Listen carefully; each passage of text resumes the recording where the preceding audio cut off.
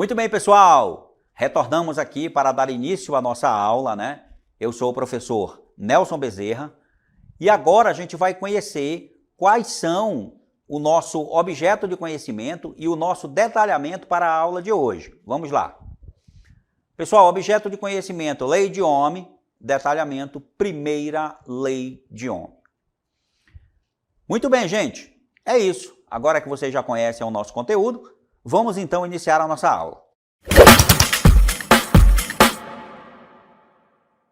Muito bem, queridos alunos, vamos então agora estudar um efeito muito importante aí, né, umas leis muito importantes da física relacionados ainda com a eletrodinâmica, que é a parte da física que nós estamos estudando nesse momento na nossa unidade número 3.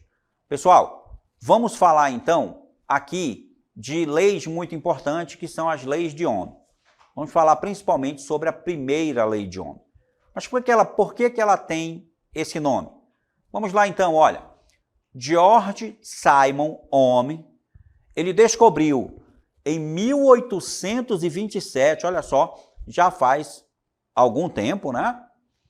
Uma das mais importantes leis empíricas relativas a circuitos elétricos. Pessoal, para que você entenda, quando a gente fala de lei empírica, é aquele tipo de lei que foi obtida através de experimentos. Não foi obtida através de teoria, né? De deduções teóricas, mas ela foi obtida, ela foi conseguida através de experimentos feitos aí com tensão, corrente e resistência. E a gente chama essa lei empírica, descoberta aí pelo George Simon Ohm, claro, em homenagem a ele, a gente chama de lei de Ohm.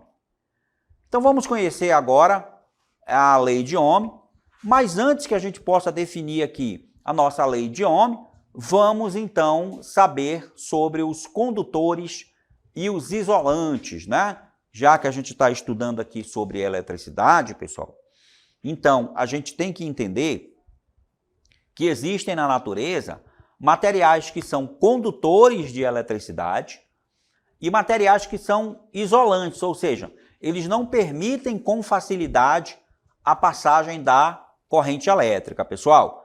Então, tem alguns materiais que permitem que a corrente elétrica passe por eles com facilidade.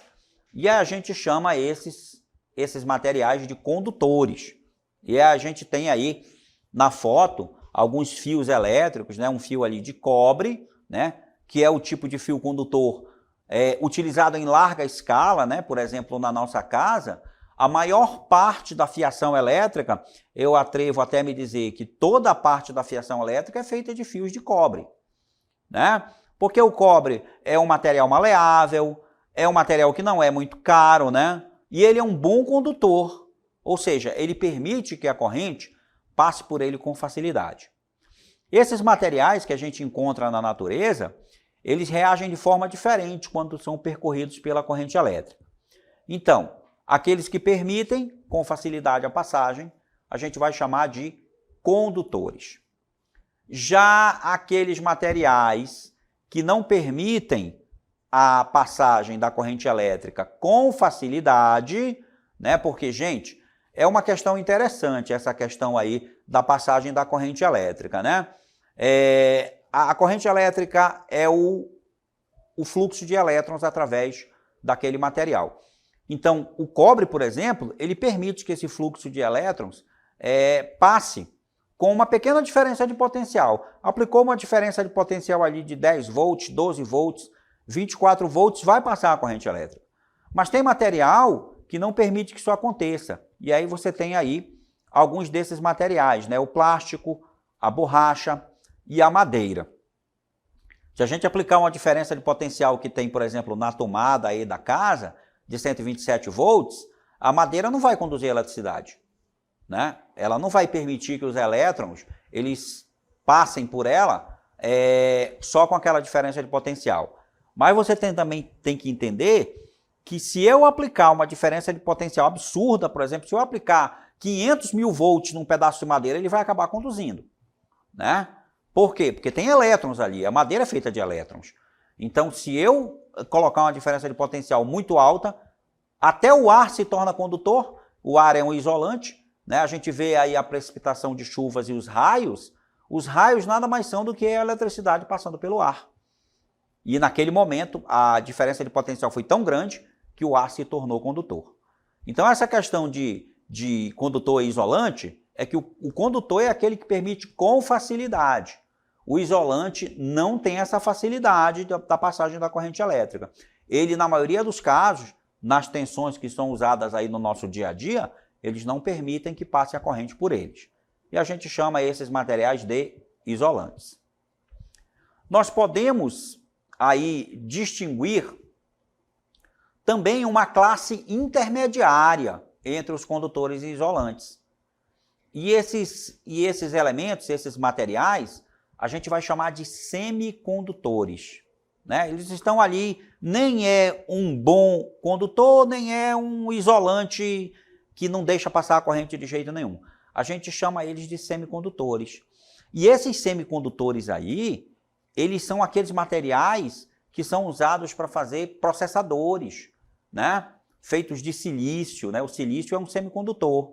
Então, o silício lá dos processadores aí das placas de computadores, que você vê na imagem, o silício, ele é um semicondutor, né? E a gente tem exemplos desses semicondutores aí nas placas de comando dos aparelhos eletrônicos, certo? Então, a gente vai ter, então, os condutores, os isolantes, condutores aqueles que permitem que a corrente passe com facilidade. Os isolantes já não permitem que isso aconteça com facilidade. E a gente tem, então, os semicondutores, que é uma classificação intermediária entre o condutor e o isolante. Tá certo, pessoal? Então, é importante que a gente entenda que existem esses materiais na natureza. Muito bem, seguindo adiante, gente, a gente vai falar agora, vai mostrar aí um pequeno circuito elétrico para você. Você está vendo aí um circuito simples. Nesse circuito, eu tenho fios elétricos, eu tenho uma resistência, e a gente vai já falar bem sobre resistência, e a gente tem aqui uma bateria que me dá uma diferença de potencial. Então, eu tenho aqui a nossa bateria, né, que ela vai me dar a diferença de potencial ou a tensão no circuito. Eu tenho os fios de ligação, por onde a corrente vai passar, e eu tenho aqui no desenho o que eu chamo de resistor, tá certo? E aí, pessoal, quando a gente estabelece uma diferença de potencial entre os extremos de um condutor, este é percorrido por uma corrente elétrica que é diretamente proporcional a essa diferença de potencial, a essa DDP. O que eu quero dizer aqui? Eu quero dizer que nos experimentos que foram feitos aí, utilizando tensão, né, que é a diferença de potencial, utilizando resistores, né, utilizando corrente elétrica, foi estabelecido, né, se chegou à conclusão de que a diferença de potencial ela é proporcional à intensidade da corrente elétrica. O que quer dizer isso aí, gente? Quer dizer que se eu aplico uma diferença de potencial num circuito, eu tenho um valor de corrente elétrica. Se eu aumento a diferença de potencial, eu vou aumentar também a intensidade da corrente. É proporcional, tá, pessoal? Ou seja, aumenta a tensão, aumenta também a corrente, né? Se lá no circuito eu tenho uma bateria de 24 volts, se eu tenho uma bateria de 24 volts e essa bateria faz com que passe pelo circuito uma corrente de 2 amperes, tá? Eu tenho uma relação que vai dizer o seguinte: se eu pegar essa corrente e aumentar para o dobro, se eu aumentar essa corrente para 48, o que vai acontecer com a corrente elétrica? Se eu aumentar a tensão para 48, a corrente elétrica provavelmente vai dobrar de valor. Eu dobrei a diferença de potencial, eu vou acabar também dobrando a corrente, de tal forma que a diferença de potencial ela é proporcional a intensidade da corrente elétrica. E agora sim, pessoal, vamos falar detalhadamente dos resistores. Falando aqui de uma grandeza física, muito importante aqui no nosso estudo de eletrodinâmica, essa grandeza física é a resistência elétrica. Tá, pessoal? O que vai ser, então, resistência elétrica? Olha só o próprio nome dessa grandeza. Resistência. Então, ela deve fazer alguma resistência a alguma coisa, né? Resistência à eletricidade. Então, a resistência é a capacidade de um objeto se opor à passagem de corrente elétrica quando submetido a uma diferença de potencial elétrico. Tá certo, pessoal? Então, a resistência nada mais é do que isso. São aqueles materiais que vão oferecer uma certa resistência à passagem da corrente elétrica. Então, a gente pode dizer que a maioria dos elementos são resistores. Eles vão sim oferecer uma resistência à passagem da corrente elétrica, mesmo que sejam os condutores. Um fio de cobre, por exemplo, é um bom condutor, mas ele oferece sim uma pequena resistência à passagem da corrente, tá? Não deixa passar livremente, não. Tem ali uma pequena resistência. É bem pequena, mas existe. E aí existem outros materiais que oferecem mais resistência à passagem da corrente elétrica. E a gente vai acabar chamando esses materiais aí, que oferecem uma resistência maior à passagem da corrente, a gente vai acabar chamando ele de resistor. Ok? E agora vamos falar da primeira lei de Ohm. O que é a primeira lei de Ohm, pessoal? É uma expressão matemática, olha só, que você está vendo aí, primeira lei de Ohm, ela relaciona a diferença de potencial aplicado no circuito, a resistência elétrica que o circuito tem, porque esse circuito ele não é feito só de bateria, ele tem que ter fio, ele tem que ter algum aparelho ligado nesse circuito, tem que ter algum componente eletrônico ligado aí, e esse componente eletrônico são os resistores, porque todo componente vai oferecer uma resistência à passagem da corrente. Então, eu tenho uma relação aqui que vai relacionar a diferença de potencial aqui, ó, simbolizada pela letra U, diferença de potencial elétrico, resistência do material que está lá no circuito, né, que é o R, e o I é a intensidade da corrente elétrica, tá? O I que aparece aqui, ó.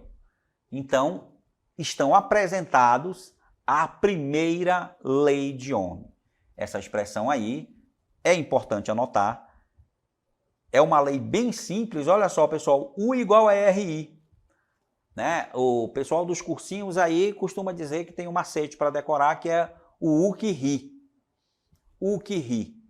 U igual a RI. Ou seja, diferença de potencial elétrico é igual a resistência do material multiplicado pela intensidade da corrente elétrica. Aqui estão os elementos da equação.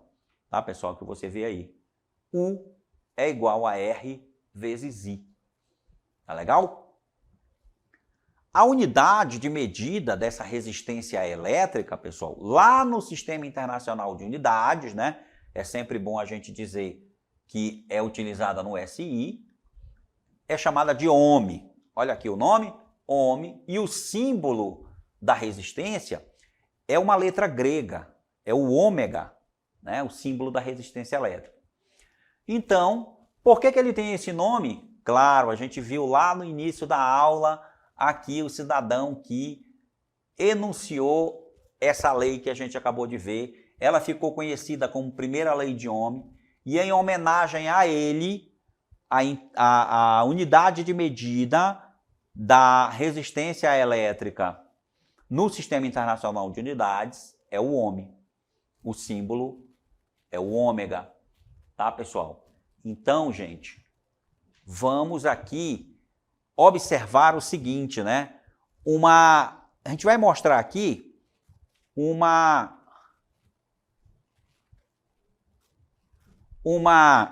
animação bem divertida para que você compreenda aí a nossa primeira lei de Ohm. Tá legal? Então, a gente vai mostrar aqui para você certo? Uma animaçãozinha bem legal, bem divertida, da nossa primeira lei. Vamos ver. Então, olha aqui ao meu lado, pessoal. Você está vendo aqui, ó? Aqui do meu lado, você está vendo os 3 elementos da primeira lei de Ohm. Ó. Você está vendo a tensão, tá legal? Você está vendo a resistência e a diferença de potencial. A diferença de potencial tenta obrigar os elétrons, né, a passarem pelo fio, que é a corrente elétrica. Então, enquanto a diferença de potencial tenta empurrar para estabelecer a corrente, a resistência do material não quer deixar que a corrente passe. E aí a gente tem aí essa brincadeira desses 3 elementos aí da equação, olha, o U, o R e o I. O U tenta empurrar o I, mas o R tenta não deixar, porque o R é aquela grandeza que faz uma resistência à passagem da corrente, não quer deixar a corrente passar. Tá legal, pessoal? Então a gente tem aí esses 3 elementos importantes da nossa primeira lei de Ohm. Diferença de potencial, resistência e corrente. Tá bom? E agora vamos continuar, pessoal, falando aí dos resistores, tá legal?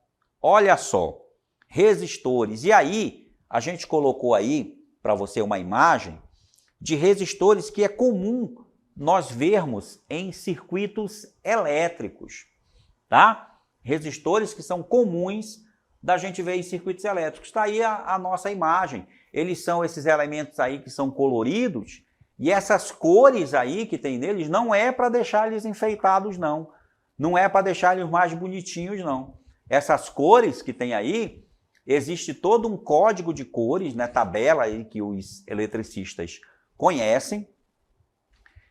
Essas cores, elas são os valores da resistência elétrica desses resistores. Então lá na tabela tem, lá, quando ele está pintado de azul, ele tem uma resistência, uma parte da resistência dele é formada por um número. Quando ele tem, cada cor representa alguma coisa. E aí, através dessas cores, é possível a gente dizer qual é o valor da resistência de um resistor. Tá legal? Eu não vou mostrar aqui para você, não é o objetivo da nossa aula aqui de física, mostrar essas especificidades aí das pessoas que trabalham com eletricidade, né, com essa parte que é prática da eletricidade, mas se você quiser pesquisar, é muito simples você pesquisar aí para descobrir o que significa esse código de cores, né? É importante que você saiba que essas cores representam alguma coisa. Os resistores, gente, são peças, né, componentes, utilizados em circuitos elétricos que têm como principal função, olha aí a função do resistor, é principal, tá? Ele não tem aí só essa função, ele tem outras também, mas a principal qual é? É converter a energia elétrica em energia térmica, ou seja, são usados como aquecedores ou como dissipadores de eletricidade.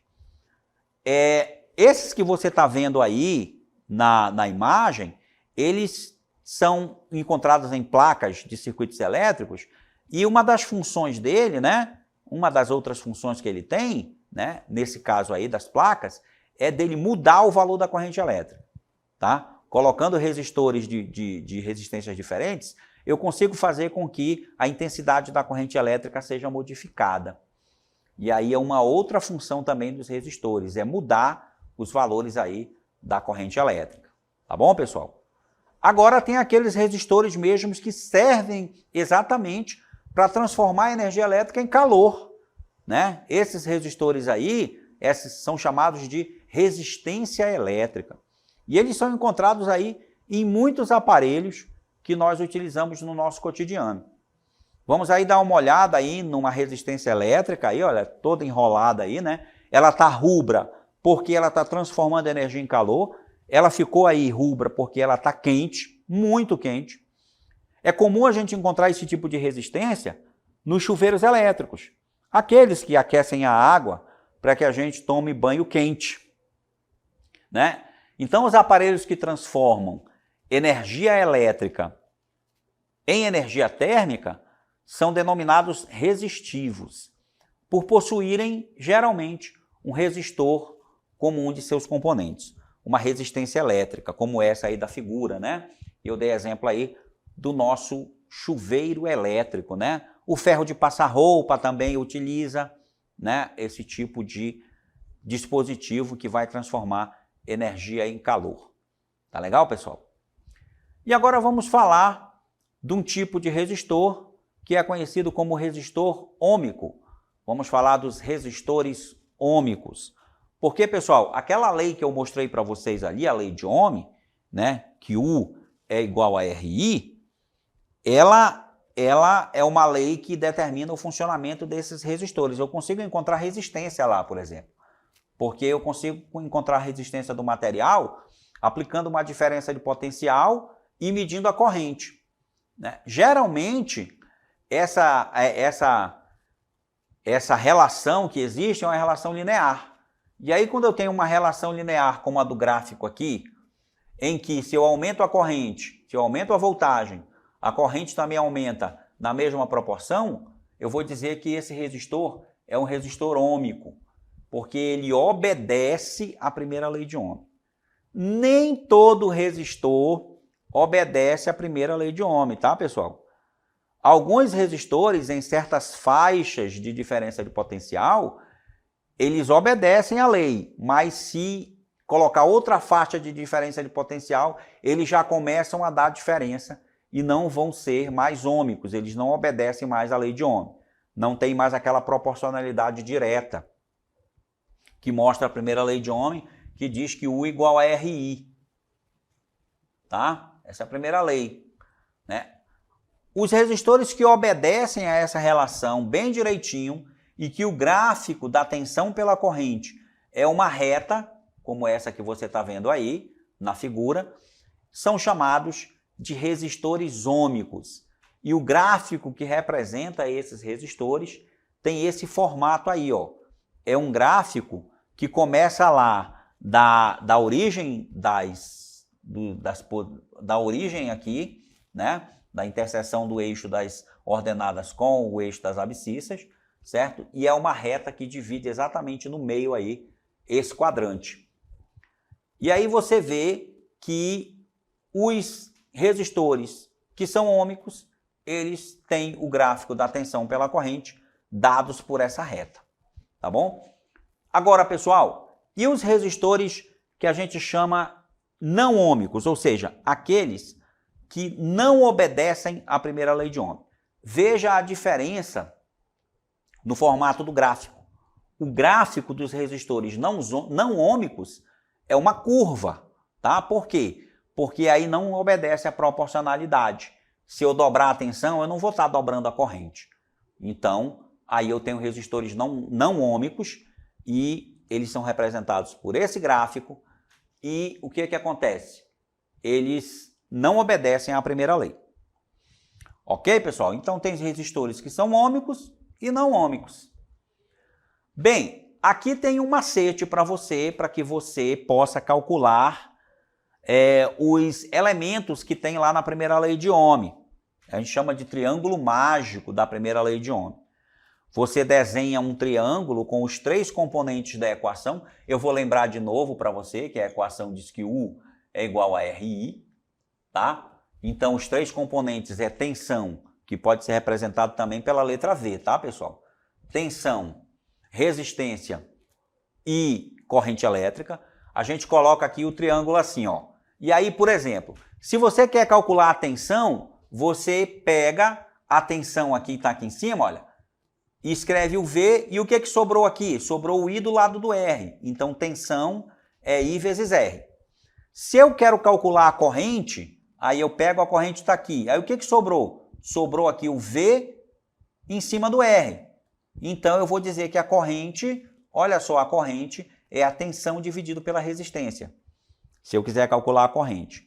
E se eu quiser calcular a resistência, o R está bem aqui no triângulo, ó. E o que sobrou? Se eu tapar o R, se eu riscar o R daqui, o que sobrou? Sobrou o V em cima do I.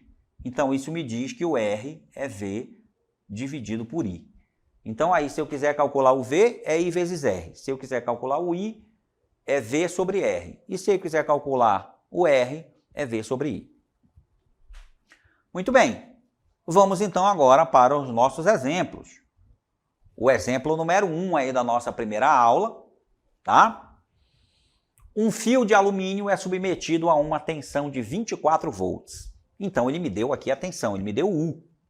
U é 24 volts.